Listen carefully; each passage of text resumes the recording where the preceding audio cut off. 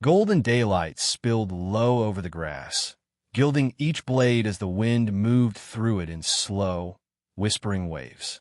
Caleb Thorne rode at an easy pace, the leather creak of his saddle and the rhythmic clop of his horse's hooves the only sounds for miles. It was the kind of quiet that made a man think too much, and Caleb, truth be told, had long since run out of things worth remembering. Days blurred together out here, marked only by the rise and fall of the sun, the ache in his bones, and the lonely echo of a home with no voices in it. Then his eyes caught it, something that didn't belong to this piece. A thin, dark line across the pale grass. He slowed, leaned down in the saddle. Blood, fresh enough that it still glistened red in the light. Caleb swung down, boots landing soft in the dry grass. He crouched, fingers brushing the stain. Still warm. It trailed ahead like a red thread pulled tight, leading him toward the shadowed edge of the pines. His breath shifted, drawing deeper now, every sense sharpening in that way they did when the air grew too still. He followed, step by slow step. The grass underfoot was pressed in places, a boot print here, a smear there. The blood led him to a great fallen pine, its trunk bleached silver by seasons of sun, wide and hollow where rot had eaten its heart away. Something shifted in the darkness inside. A ragged breath. Caleb knelt, peered into the hollow. The light from outside slanted just far enough to reveal her. A woman, maybe 30, hair tangled and half fallen from its pins, wearing a light green pioneer dress torn along the hem, a cream apron stained dark. She was curled around a swaddled newborn, her whole body bent protectively over the bundle. Her skin was pale, lips cracked, eyes wide and glassy from exhaustion and fear. When his shadow fell across her, she tightened her hold on the child. Caleb held up a hand, palm open. "I ain't here to hurt you," he said quietly. Her voice was barely a thread of sound. "They'll kill my daughter if you tell." The words landed heavy in his chest, though he didn't yet understand them. "Who?" he asked. She only shook her head. The air inside the log was thick with the scent of sap and old wood, and beneath it, the sharp tang of blood. Caleb could see where a dark patch bloomed on her side beneath the apron. A graze, not deep, but still bleeding. "You're hurt." "Not enough to matter," she said, though her hands trembled around the baby. He took the canteen from his belt, set it within her reach. "You need water more than I do." For a moment she didn't move, watching him like a cornered animal. Then she reached out, fingers brushing his as she took it. She drank slow, careful not to spill a drop, then set it back between them. "We need to get you out of here," he said. Her eyes flashed, fear again, quick and sharp. "No, town's not safe. They own it." Caleb studied her. He'd seen fear before, but this was something deeper. It was the kind that sat in a person's bones, born from knowing there was nowhere to run. "Come on," he said gently. "Just my place. Nothing more." She hesitated, then gave the smallest nod. He reached for her, and though she flinched, she let him take some of her weight as she slid from the hollow. The baby whimpered, and she hushed her, voice breaking into a whisper Caleb could barely hear. They hadn't gone far when hoofbeats thudded faint in the distance.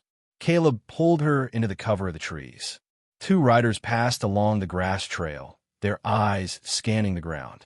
Caleb knew the lead rider, Jed Crow, a man with a face like a hawk and a reputation that made most folks lower their gaze. The second man was one of his usual shadows, rifle resting easy across his lap. Eliza May, though he didn't yet know her name, watched them pass with her jaw set and her eyes hard. Caleb saw then it wasn't just fear in her. There was hate there, too. When the riders were gone, he led her on, keeping to the trees until the open grass gave way to the dirt track toward his small ranch. The sky was dimming, evening settling in with the scent of pine and cold earth. His cabin was nothing fancy, just 2 rooms, weathered boards, and a porch that leaned a little to one side. But it was dry and warm, and it was his. He helped her inside, gave her a blanket, and set a pot to boil. The firelight caught on the curve of her cheek, on the small face of the sleeping baby in her arms. Her hands were raw and blistered, her dress torn in more places than it was whole. He didn't ask what she'd been through. Not yet, Before she lay down, she spoke for the first time since they left the hollow log. Eliza May. He nodded. Caleb. Her eyes held his for a moment, and though she looked away, something small had shifted in the air between them. Sometime in the night, Caleb woke to the faint, deliberate rhythm of hoofbeats stopping just beyond the tree line. He rose from the cot, moving quiet to the window. A voice called out into the dark. We're looking for a woman. She's got something that ain't hers. Caleb's hand tightened around the rifle leaning by the wall. Behind him, in the shadows, Eliza's breathing had changed, shorter, sharper, like a trapped animal waiting for the trap to spring. Morning came pale and cold, the kind of light that made every shadow look longer. Caleb stepped out onto the porch, his boots crunching in the frost-hardened grass. The tree line was empty, but the tracks left in the damp earth told a different story. Whoever had come in the night had circled the place slow, like wolves testing a fence. Inside, Eliza was already awake, her hair pulled back loosely, eyes rimmed red from a sleepless night. Baby Rose fussed in her arms, tiny fists pressing against the swaddle. Caleb poured coffee into a tin cup and set it on the table near her. She didn't touch it right away.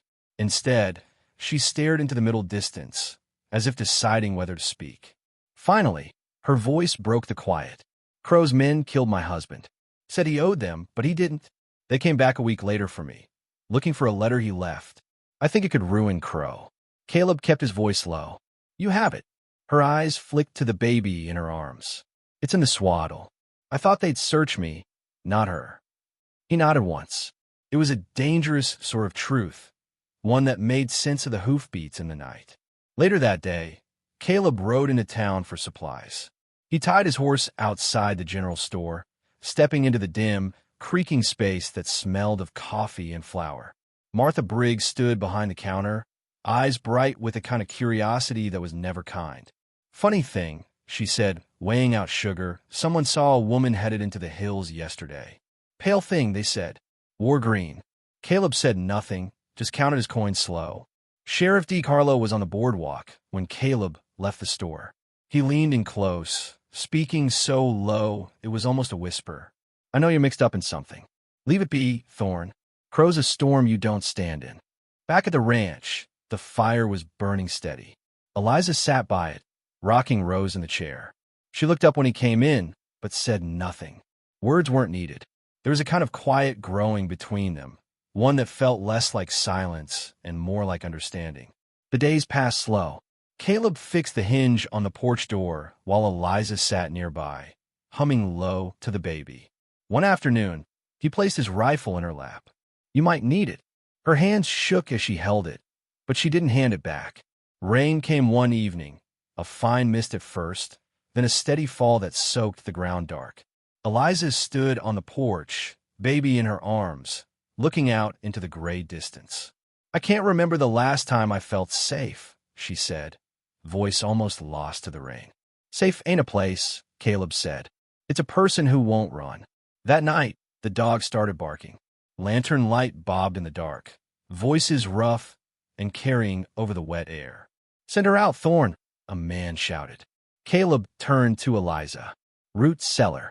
Now. She vanished into the floor, hatch with Rose, the wood closing soft behind her. Caleb stepped out into the rain, rifle in hand. 3 riders waited in the yard, lanterns swinging. One fired a shot into the sky, the crack of it rolling out into the night. Caleb fired back, his bullet catching a rider's arm, sending him tumbling from the saddle. Another man lit a torch and hurled it toward the barn. Drywood caught fast, flames climbing into the rain-heavy air. Through the firelight, a tall figure stepped forward. Jed Crow, his rifle hanging loose at his side, a smile like cold iron on his face. You've got something of mine, he said. Caleb didn't move. Don't see your name on anything here. Crow's smile vanished. The letter. Behind Caleb, the root cellar door creaked open. Eliza stepped into the rain, the baby swaddled against her chest. Her hair clung wet to her face, but her voice was steady. You want it? Here. She pulled the folded paper from the swaddle and tossed it straight into the barn fire. Crow lunged toward her, but Caleb was already moving. The two men collided hard in the mud, fists and boots slipping on the rain-slick ground. Crow swung wild, catching Caleb's jaw, but Caleb drove him down, pressing his face into the muck until his gasps turned to choking. Hoofbeats pounded in the distance. Sheriff Harlow and two deputies rode in, drawn by the fire's glow. Harlow dismounted, rifle ready. For the first time Caleb could remember, the sheriff didn't look away. "Crow," Harlow said, "you're done." They hauled the outlaw to his feet, mud-streaked and cursing. The rain eased as they let him off, his voice fading into the dark.